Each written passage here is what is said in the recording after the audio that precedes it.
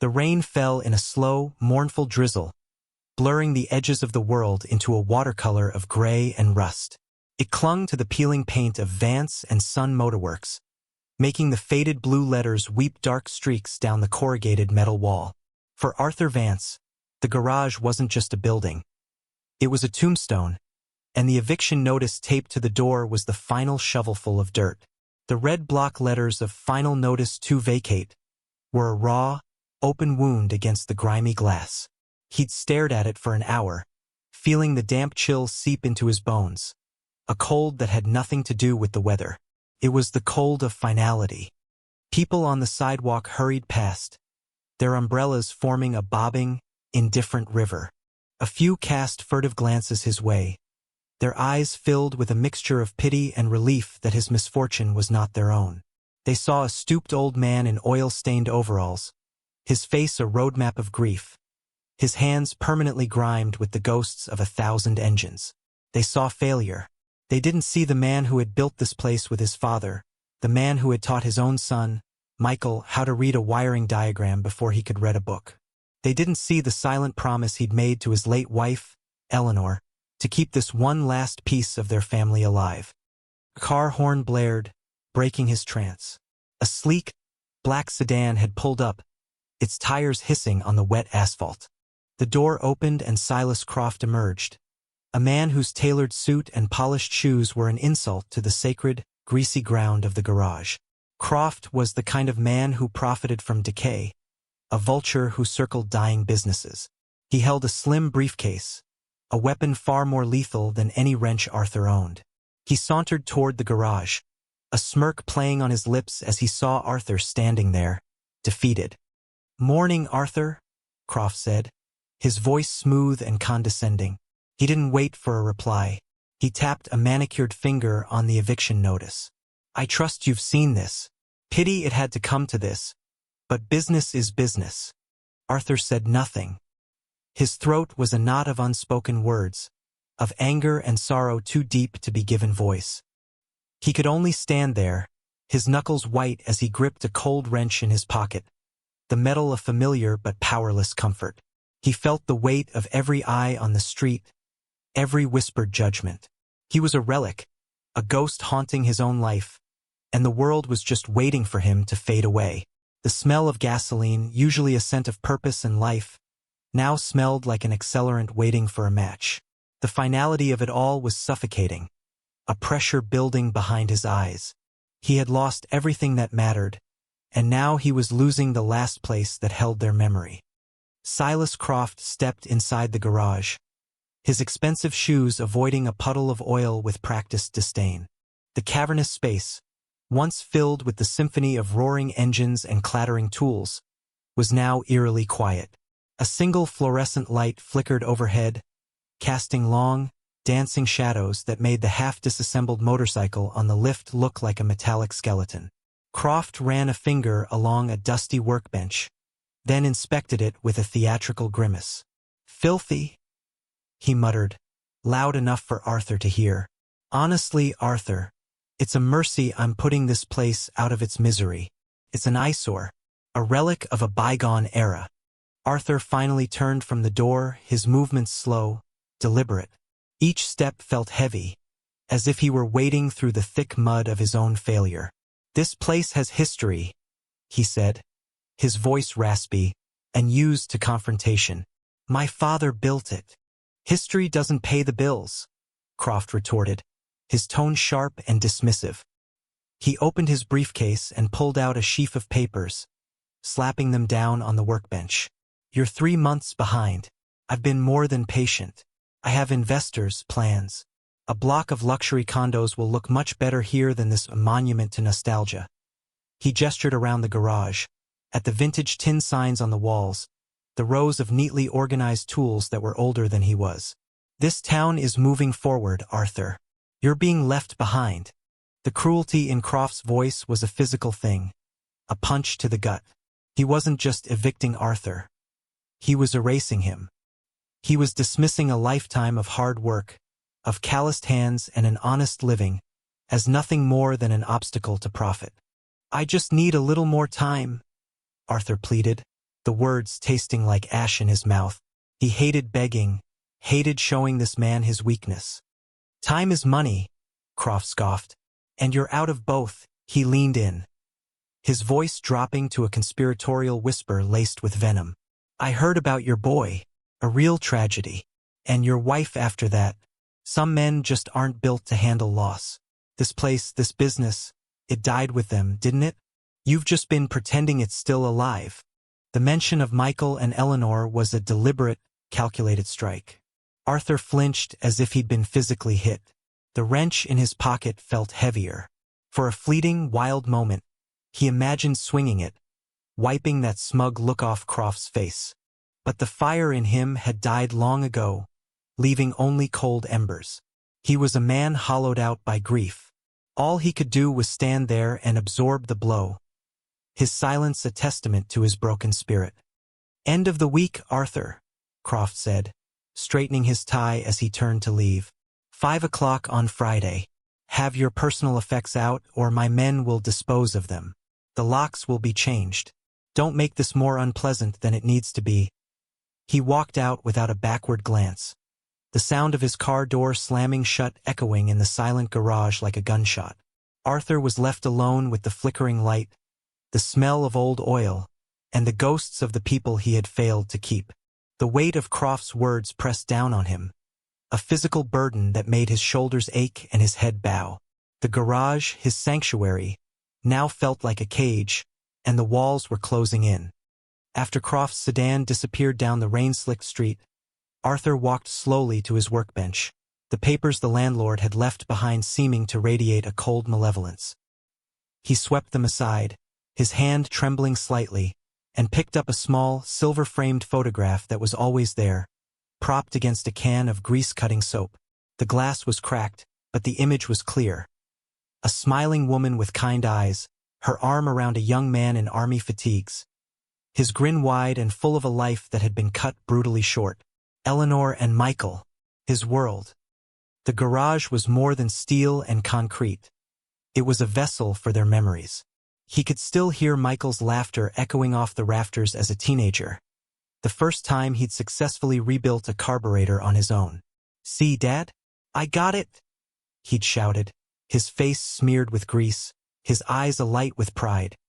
He'd had the gift, the natural touch for machines that Arthur himself had inherited from his own father.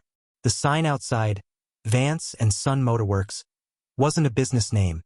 It was a statement of destiny, a future that had been stolen from them both in a dusty, faraway land whose name Arthur could barely pronounce. Michael had been a protector even as a boy. He was the kid who stood up to bullies in the schoolyard, the one who would share his lunch with anyone who had none. In the army, he'd done the same. The official letter had been sparse on details, full of sanitized jargon about a heroic sacrifice during a firefight. But a later letter, a painfully scrawled note from one of the men in Michael's unit, had told the real story. Michael had shielded him from a blast, taking the shrapnel that would have killed him. He had died saving a brother in arms. Eleanor had never recovered.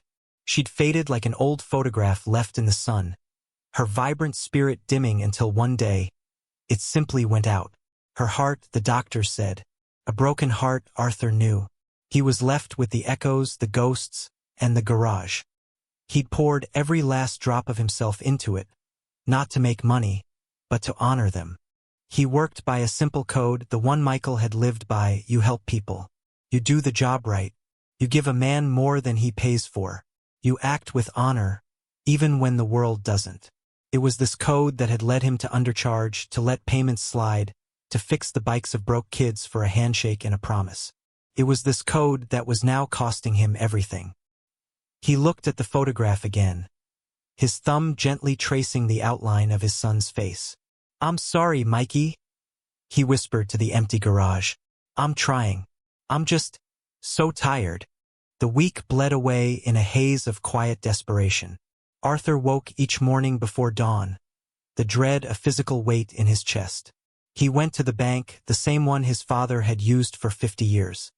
He sat in a stiff, uncomfortable chair across from a young loan officer whose suit probably cost more than Arthur made in a month. The man, whose name was Mr. Davies, looked at Arthur's application with a practiced, sympathetic frown. He typed into his computer, the clicking of the keys sounding like a countdown timer. "I'm sorry, Mr. Vance," he said, not looking up. "Your credit is problematic. The business has been operating at a loss for 3 years. The property itself is collateral, but with the lien from Mr. Croft, there's nothing we can do." Dismissed. Another door slammed shut. He tried to sell some of his tools, the ones he could bear to part with. He laid them out on a worn blanket in the garage doorway.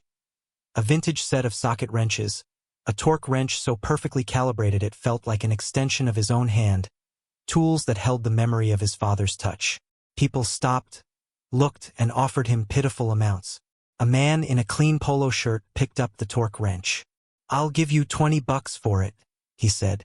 Arthur knew it was worth 10 times that, but the hollowness in his gut, the gnawing emptiness of his wallet, made him nod. He took the crumpled bills without a word. Each sale felt like a small death, a betrayal of his craft, of his legacy. The money he collected was a pittance, barely enough to buy groceries, let alone satisfy Silas Croft. The community he had served for decades remained a silent audience to his slow-motion collapse. Mr. Henderson from the bakery across the street would watch him through his shop window, shaking his head with a sad, clucking sound. Mrs. Gable, whose son's first scooter Arthur had fixed for free, now crossed the street to avoid having to make eye contact. Their silence was a verdict. He was a failure, a cautionary tale. Their pity was a thick, suffocating blanket. He didn't want their pity. He wanted their respect, the respect he had always earned with his hands and his integrity. But it seemed integrity was a currency the world no longer valued. Friday arrived, gray and unforgiving. The final day. The garage was cold, the silence inside a living thing. The phone didn't ring. No customers came. It was over. Arthur spent the morning packing a single cardboard box with the few things that mattered. The photograph of his family, a handful of Michael's old drawings of fantastical motorcycles, his father's first ball-peen hammer. He moved like a man in a dream, his actions disconnected from his mind. He was just waiting for the clock to strike 5, for the final, merciful end. He sat on a stool, the box at his feet, and stared at the empty lift, the silence pressing in on him from all sides, the weight of his failure absolute. It was just past noon when the sound, a guttural, sputtering cough followed by a loud bang, broke the oppressive stillness. Arthur looked up. A motorcycle, a beast of a machine, a heavily customized Harley Davidson, had coasted to a stop directly in front of his garage. It was painted a deep, matte black, its chrome engine gleaming even under the overcast sky. The rider, a man who seemed carved from granite and leather, swung a leg over and dismounted. He was huge, with a long, braided gray beard and eyes that had seen more miles than the bike's odometer. He wore a simple, unadorned leather jacket, no club colors, no patches to identify him. He looked at the dead bike, then at the Vance and Son sign, and then at Arthur sitting just inside the open bay door. The man walked toward him, his boots heavy on the pavement. "Got a problem," he said, his voice a low rumble like distant thunder. "Sounds electrical." Maybe the stator, he had an air of quiet authority, a man accustomed to being listened to. Arthur should have said no. He should have told him the shop was closed, that he was closed. He had nothing left to give. His tools were sold, his spirit was broken, his time was up. Every minute he spent on this bike was a minute he could be packing the last remnants of his life. But then he looked at the Harley. It was a beautiful machine, clearly loved, clearly ridden hard. It reminded him of the drawings Michael used to make, all chrome and power and freedom. And he saw a man who was stranded, a fellow traveler on a broken-down ride. "I don't have a card reader," Arthur said, his voice weak. "Cash only. And I'm closing up shop soon." It was a feeble attempt at a deterrent. The stranger patted his pockets. "Left my wallet at the last stop. Just got my card on me. Was hoping to find an ATM in town." He looked at Arthur, his gaze steady, unblinking. "Looks like I'm in a bind." Something inside Arthur shifted. It was the code. The code his father had taught him, the code Michael had died for. You help people, especially a brother of the road. He thought of Croft's smug face, of the bank's rejection, of his neighbor's averted eyes. The world had taken everything from him, but it could not take his dignity, could not take who he was. In this one final act, he would be Arthur Vance, mechanic. He would be the man his son would have been proud of. Push it in, Arthur said, standing up, the weariness falling away from him, replaced by a flicker of the old purpose. Let's have a look. The stranger nodded, a flicker of surprise in his eyes. Together, they rolled the heavy machine into the bay. For the next 3 hours, Arthur worked with a focus and precision he thought he had lost. He diagnosed the problem, a fried voltage regulator and a short in the wiring harness. It was a complicated, finicky job. He used one of his last remaining high-end regulators, a part he'd been saving for a special project that would now never happen. His hands, steady and sure, moved with the grace of a surgeon, splicing wires, soldering connections, his mind completely absorbed in the task. He was no longer a broken old man waiting for eviction. He was a master of his craft. When he was done, he wiped his hands on a rag and hit the ignition. The engine roared to life, a deep, thunderous V-twin heartbeat that filled the garage and seemed to push back the shadows. It was a sound of life, of power. He let it run for a minute, listening, tuning the idle by ear until it settled into a perfect, rhythmic lope. He even took the time to grab a soft cloth and polish the chrome until it shone like a mirror. The stranger watched him, his expression unreadable. "What do I owe you?" he asked. Arthur looked at the man, at the powerful machine, and then at the cardboard box with his life packed inside. He had maybe $20 to his name. The part alone was worth over $200. The labor even more. But this wasn't about money. It was about defiance. It was a final, silent act of rebellion against a world that had deemed him worthless. "Nothing," Arthur said, his voice clear and steady. "No charge. Just get where you're going safely." Across the street, inside his warm, fragrant bakery, Mr. Henderson had been watching the scene unfold. He'd seen the big biker arrive, had seen Arthur, who looked like a ghost just hours before, suddenly come to life. He'd watched him work with a singular, intense focus. He'd seen plenty of people take advantage of Arthur's good nature over the years, and he assumed this was just one more instance. "The old fool," he'd muttered to himself, shaking his head as he kneaded a batch of dough. "Giving it away when he has nothing." But when he saw Arthur refuse payment, when he saw the quiet, resolute dignity in the old mechanic's posture, something shifted in Mr. Henderson's perception. It wasn't foolishness. It was strength. It was a man stripped of everything.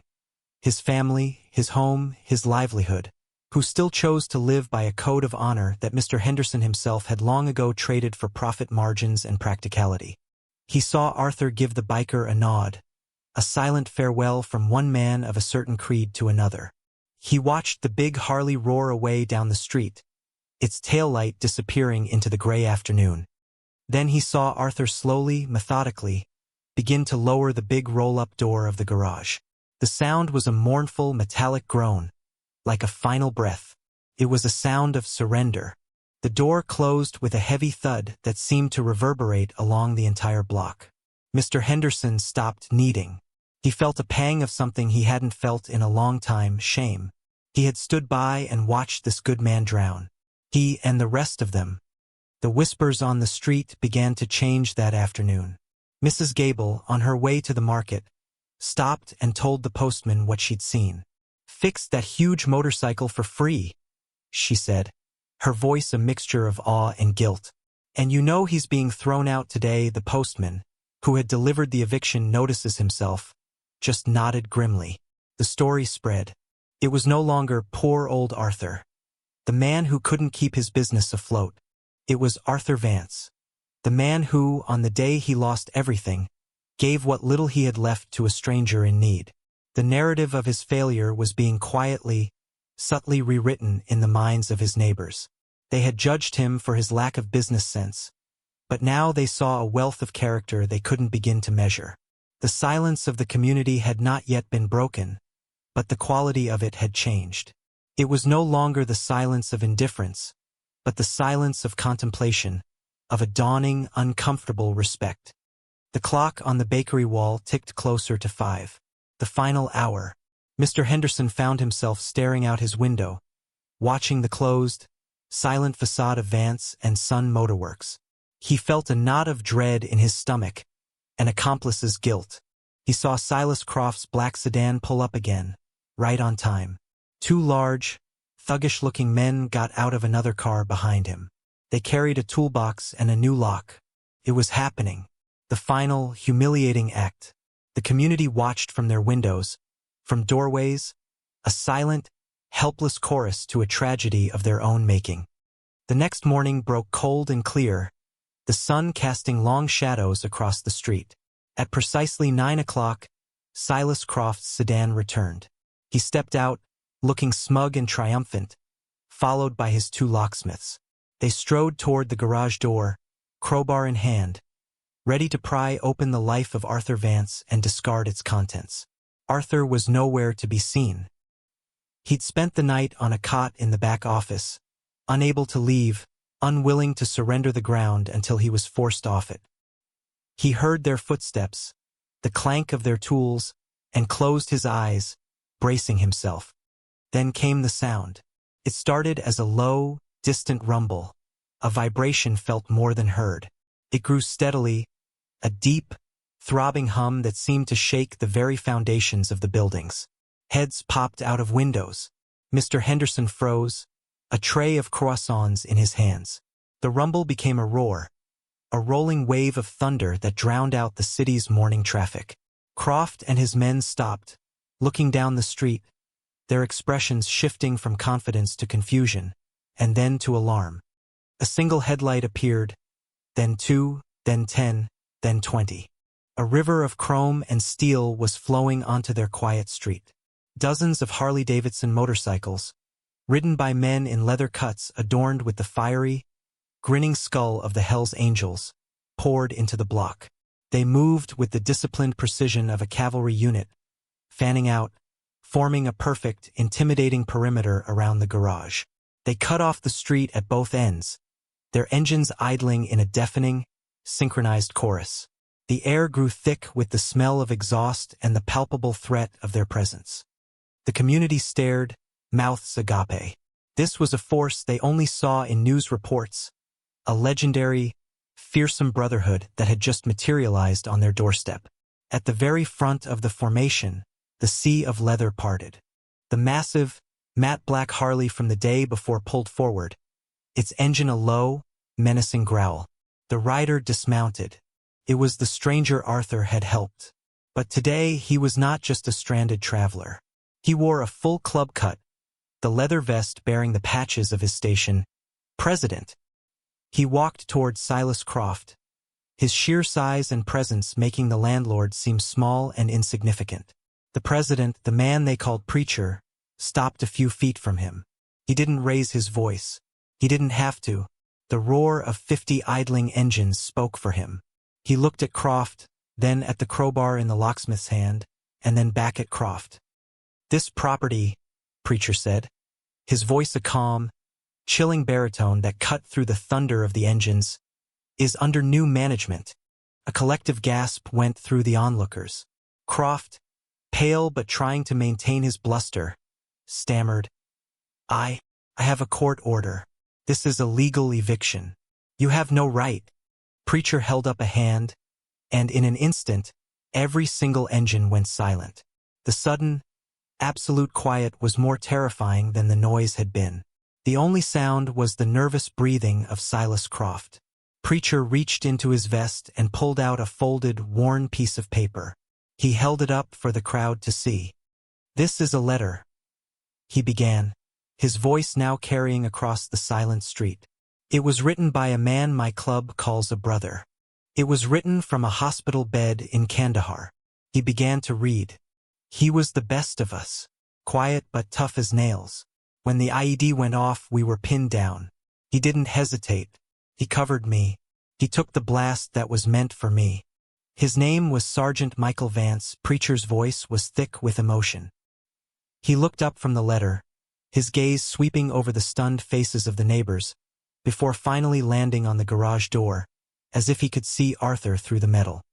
"We've been looking for his family for years," Preacher continued, "to pay our respects, to offer our gratitude. We look after our own, and anyone who protects our own is family. We found out his father, Arthur Vance, ran this garage. A man we were told was a Gold Star father, a man who deserved the highest honor." He then turned his steely gaze back to Croft. "Yesterday, I came to this town. My bike broke down right here. I had no money, no way to pay. I was just a stranger. And this man, Arthur Vance, on the very day he was set to lose everything he had in the world, took me in. He spent hours fixing my bike with his own parts, his own hands. And when I asked him what I owed him, you know what he said?"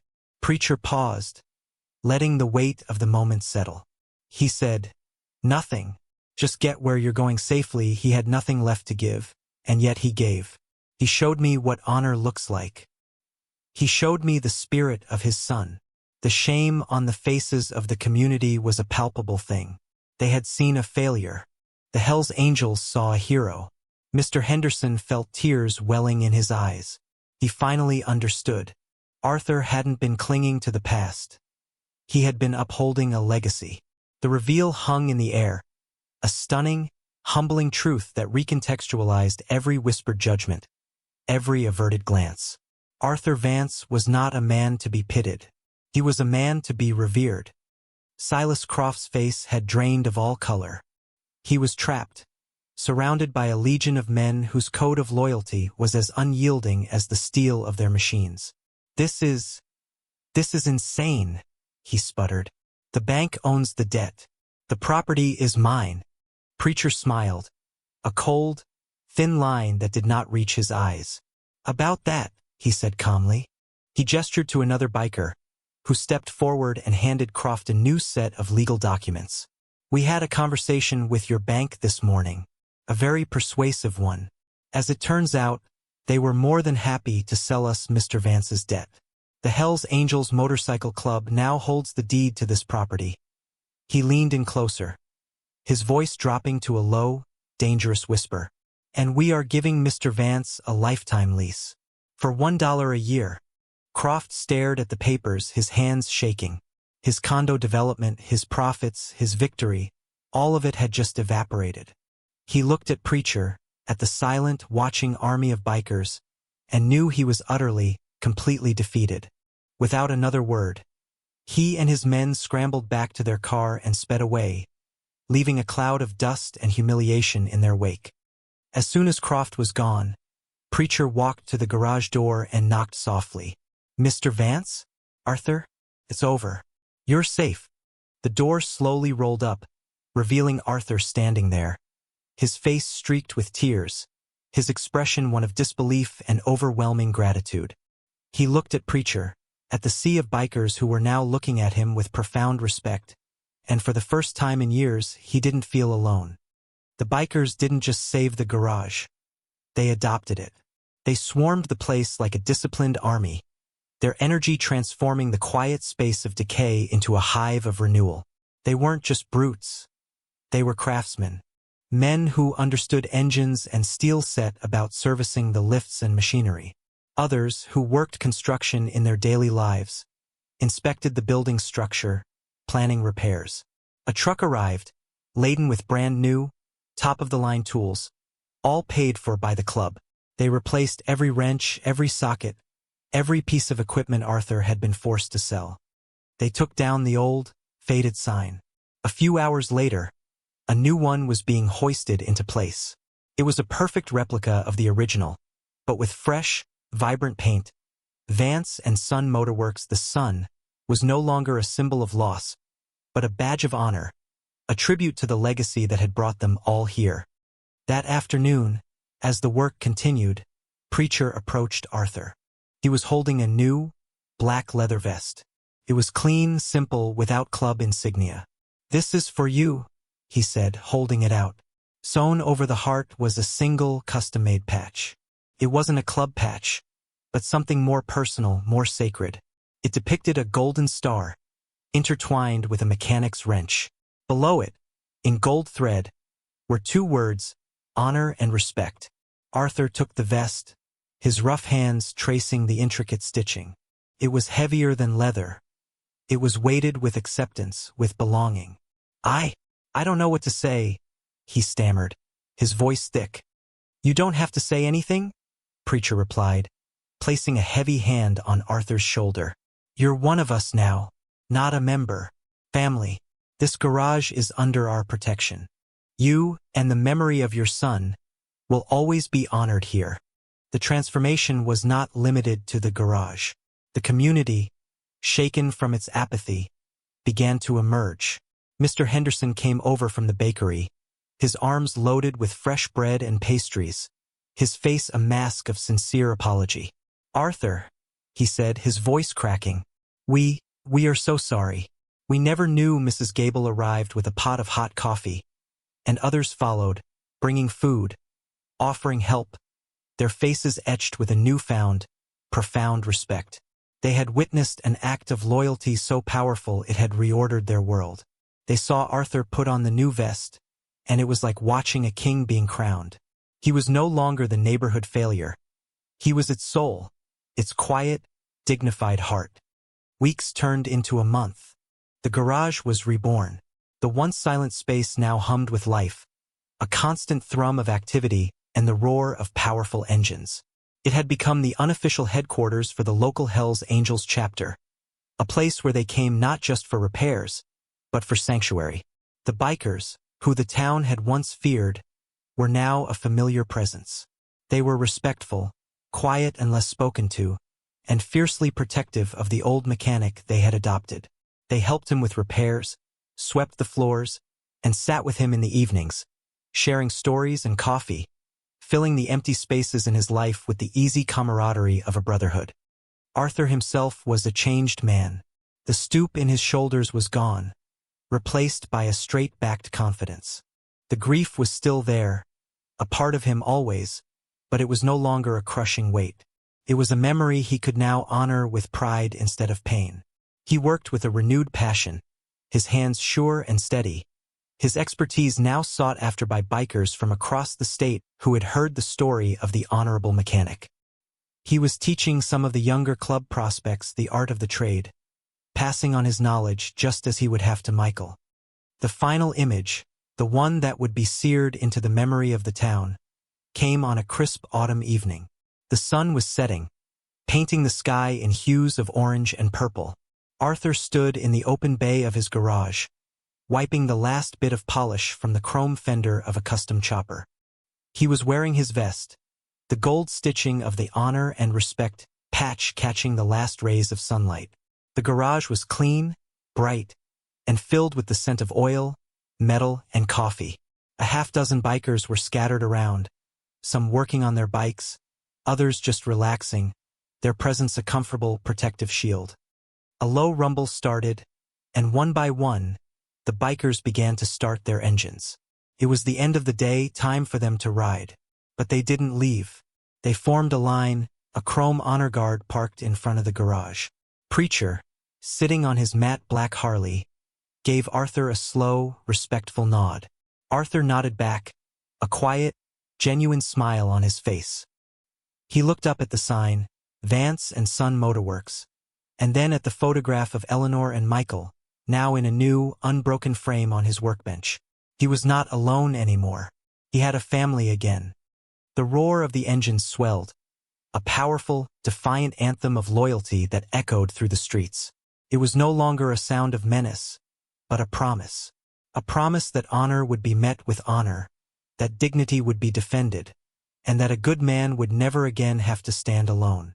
The entire neighborhood, once silent in their judgment, now stood on their porches and sidewalks, watching with a deep, abiding respect. The motorcycles, a thundering testament to redemption, finally pulled away, their taillights fading into the twilight, leaving Arthur Vance standing in the warm glow of his garage, a quiet king in his reborn kingdom, finally at peace.